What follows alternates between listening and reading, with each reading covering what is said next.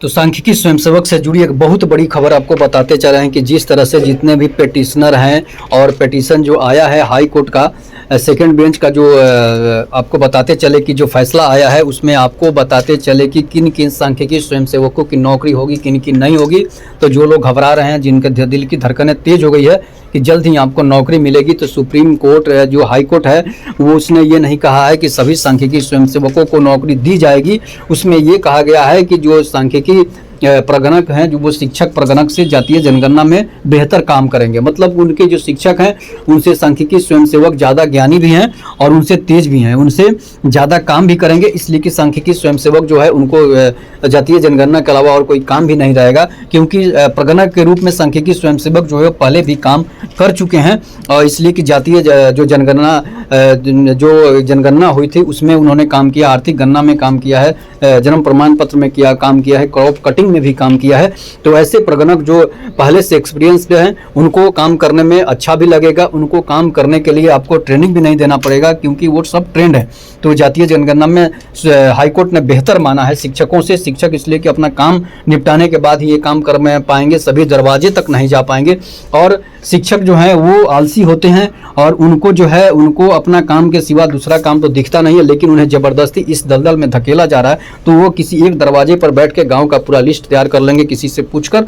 और ये ऐसा ही होता आया है जनगणना में कि हर किसी के दरवाजे पर शिक्षक नहीं जा पाते हैं, जो प्रगणक बनते हैं वो नहीं जा पाते हैं, जिससे कि जनगणना में त्रुटि रह जाती है, जिससे कि सभी लोगों की जातियों की जनगणना ये तो हो ही नहीं पाएगी, संभव ही नहीं पाएगी। लेकिन 72,000 जो सांख्यिकी स्वयंसेवक हैं, अगर उनको लगाया जाए तो वो समझ लीजिए कि पूरे बिहार में घर घर जाकर और हर किसी का पूरा बायोडाटा, पूरा डाटा लेकर आएंगे। और इसलिए कि उनका काम ही यही रहेगा। तो सांख्यिकी स्वयंसेवकों को सरकार अगर लगाती है तो ये बेहतर होगा।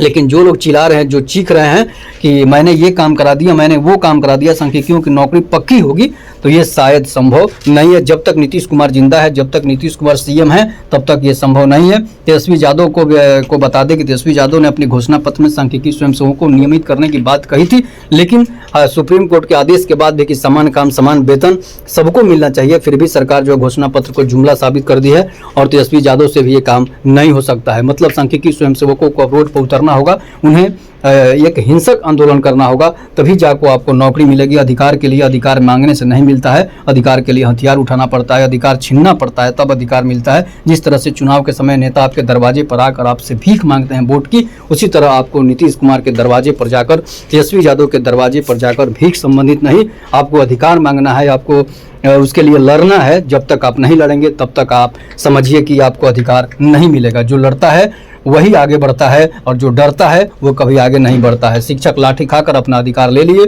और उनकी नौकरी जो है वो 60 साल हो गई, नियमित हो गई। लेकिन हम लोग जो हैं, जो सांख्यिकी स्वयंसेवक है, वो तो ना तो लड़ते हैं, सिर्फ फेसबुक पर लिखने से नहीं होगा, नेताओं के दरवाजे खटखटाने से नहीं होगा, नेताओं के आगे गिड़गिड़ाने से कुछ नहीं होगा। जब तक कि विधानसभा को आप घेरेंगे नहीं, विधानसभा को में आप आंदोलन नहीं करेंगे, तब तक आपकी नौकरी नहीं होगी। चाहे आप कोर्ट के दरवाजे पर खड़े रहें, चाहे नीतीश कुमार के दरवाजे, तेजस्वी यादव के दरवाजे पर खड़े रहें, लेकिन आपकी नौकरी जो है वो नहीं होगी। आपको उसके लिए आंदोलन करना होगा, वो भी हिंसक आंदोलन करना होगा। आपको लाठियाँ खानी पड़ेगी इसके लिए कि हक के लिए, रोटी के लिए अगर गरीब आदमी लाठी खा सकता है तो आप पढ़े लिखे होकर भी लाठी खाने से क्यों डरते हैं। तो ऐसे में सांख्यिकी स्वयंसेवकों को आंदोलन के लिए तैयार रहना होगा और उनको इस तैयारी में सभी 72,000 सांख्यिकी स्वयंसेवक जो हैं और जो भी कॉन्ट्रैक्ट कर्मी हैं, 4 लाख संविदा कर्मियों को आगे आना होगा। और 4 लाख संविदा कर्मी जब तक रोड पर नहीं उतरेंगे तब तक आपका नहीं होगा। शिक्षक जब 4 लाख थे तो वो रोड पर निकले तो उनकी नौकरी 60 साल हुई। तो हर जगह शिक्षकों ने जिस तरह से आंदोलन किया है उस तरह से आपको भी आंदोलन करने की जरूरत है,